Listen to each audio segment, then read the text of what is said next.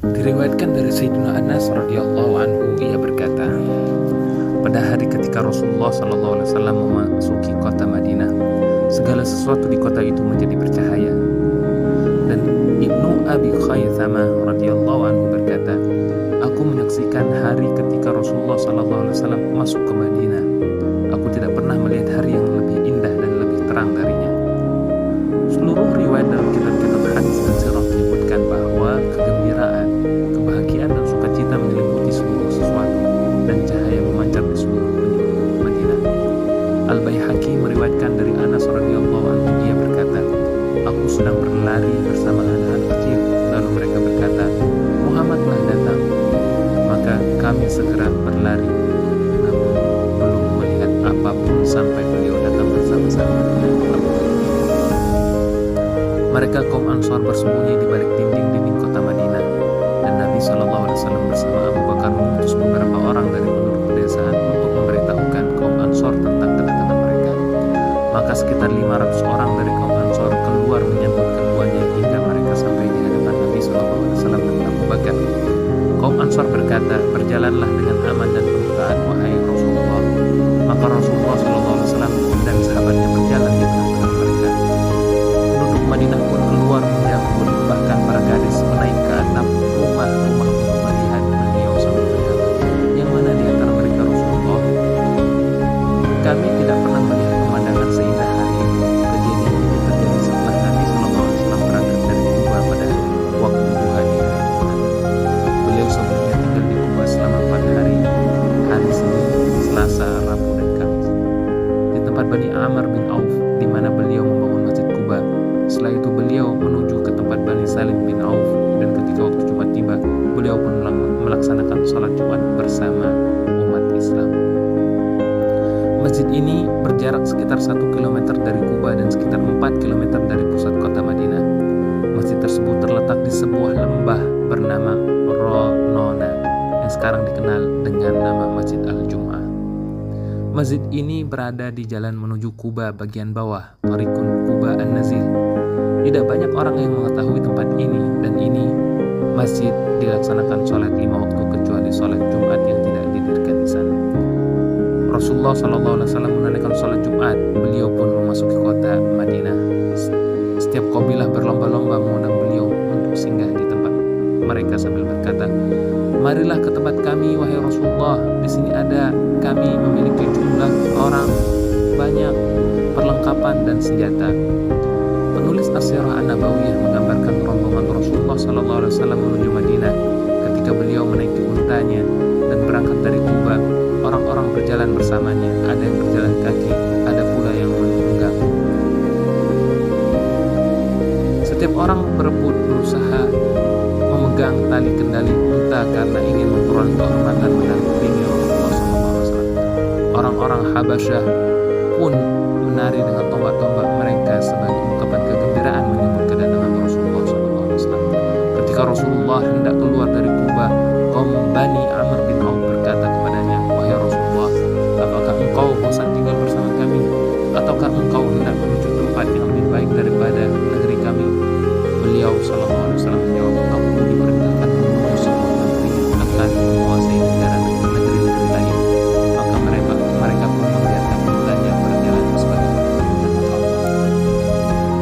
Kemudian ketika waktu sholat Jumat tiba, Rasulullah SAW berhenti di masjid Bani Salim bin Auf, yaitu masjid yang terletak di lembah di sebelah kanan jalan menuju Masjid Kuba, dan masjid itu disebut Masjid Al-Jum'ah.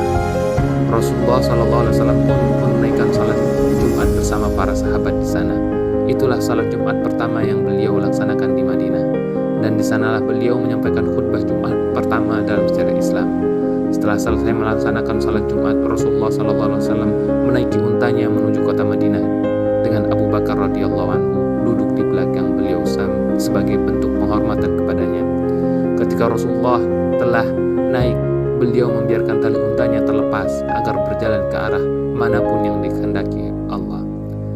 Unta itu berjalan sambil menoleh ke kanan dan ke kiri, dan setiap kali Rasulullah SAW melewati rumah salah satu dari kaum Ansor, mereka memanggil beliau dengan penuh semangat seraya berkata, wahai Rasulullah, marilah singgah di tempat tempat kami, di sini ada kekuatan dan perlindungan bagimu. Namun Rasulullah SAW hanya menjawab, biarkanlah ia berjalan karena ia diperintahkan oleh Allah. Hingga akhirnya unta itu berhenti dan duduk berlutut di depan rumah Abu Ayyub Al-Ansari radhiyallahu anhu, dan di sanalah Rasulullah menetap. Adapun khutbah pertama yang disampaikan Rasulullah pada salat Jumat pertama di Masjid Bani Salim bin Auf sebagai berikut. Beliau berdiri di hadapan mereka lalu memuji Allah dan menyanjungnya sebagaimana layaknya, kemudian bersabda, "Wahai manusia, persiapkanlah amal untuk dirimu kalian. Demi Allah, sungguh akan datang suatu waktu di mana salah seorang dari kalian akan dibangkitkan ke hadapan Allah. Lalu Rabb-nya akan berkata kepadanya tanpa penerjemah dan tanpa penghalang antara dia dan Rabb-nya, bukankah telah datang utusanku kepadamu lalu menyampaikan risalahku kepadamu? Bukankah aku telah memberimu harta dan melimpahkan nikmat kepadamu? Maka apa yang telah engkau persiapkan untuk dirimu?" Maka orang itu akan menoleh ke kanan dan ke kiri namun tidak melihat apapun. Lalu ia melihat ke depan dan tidak melihat selain neraka. Maka barang siapa yang mampu melindungi wajahnya dari api neraka walau dengan separuh butir kurma, hendaklah ia melakukannya. Dan barang siapa yang tidak menemukannya, maka dengan kata-kata atau ucapan yang baik, karena dengannya kebaikan akan dibalas 10 kali lipat hingga 700 kali lipat.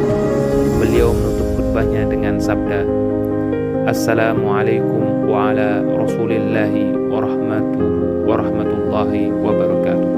Dan salam sejahtera atas kalian serta atas Rasulullah SAW dan rahmat serta berkah Allah.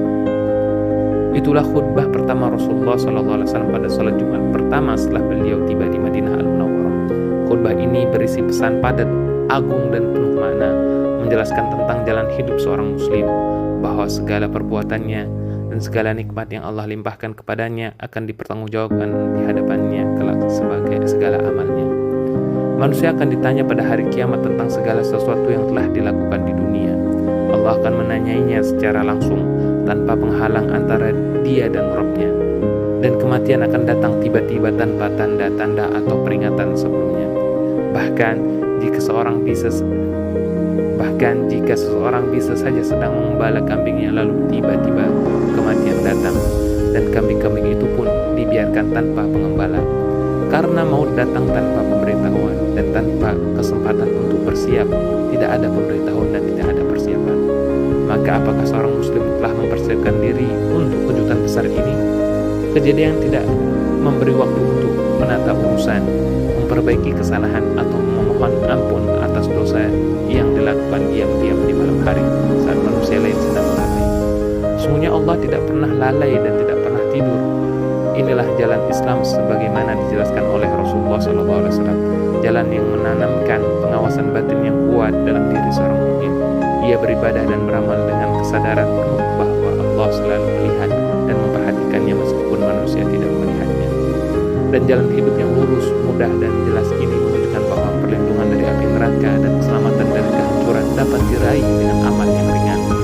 Sesuatu yang mungkin dianggap sepele oleh manusia dalam ukuran dunia dan harta, sepotong kecil kurma mungkin tidak berarti apa-apa, namun di sisi Allah nilainya sangat besar.